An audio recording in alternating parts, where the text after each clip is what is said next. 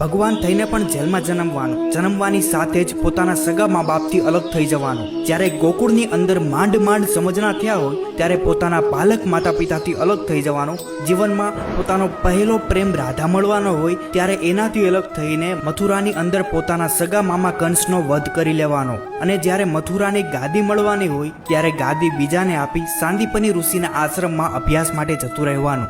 એ અભ્યાસ પૂર્ણ કરીને જ્યારે સોનાની નગરી દ્વારકા વસાવી અને શાસન કરવાનો સમય આવે ત્યારે એ જ દ્વારિકા બલરામને આપી હસ્તિનાપુરની અંદર જે મહાભારતની શરૂઆત થઈ રહી છે ત્યારે કુરુક્ષેત્રમાં પહોંચી જવાનું. કુરુક્ષેત્રની અંદર પોતાના જ બનાવેલા માનવીઓને એકબીજાનો સંહાર કરતા જોઈને ધર્મની સ્થાપના કરવાની. અને ધર્મની સ્થાપના કર્યા પછી પણ હસતા મોટે ગાંધારીનો શ્રાપ લેવાનો.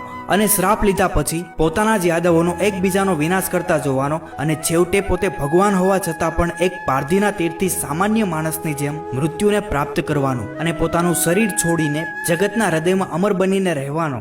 જો આ બધું જોઈને પણ આપણને કૃષ્ણ વિષાદ યોગ ન થાય ને તો સમજજો, આ સફર એક માત્ર જીવન કથા નથી. આ તો યુગોથી યુગો સુધી ધર્મ, પ્રેમ અને ત્યાગનો જીવન શાસ્ત્ર છે. આ છે પુરુષમાંથી પૂર્ણ પુરુષોત્તમ થવાનો અખંડ માર્ગ.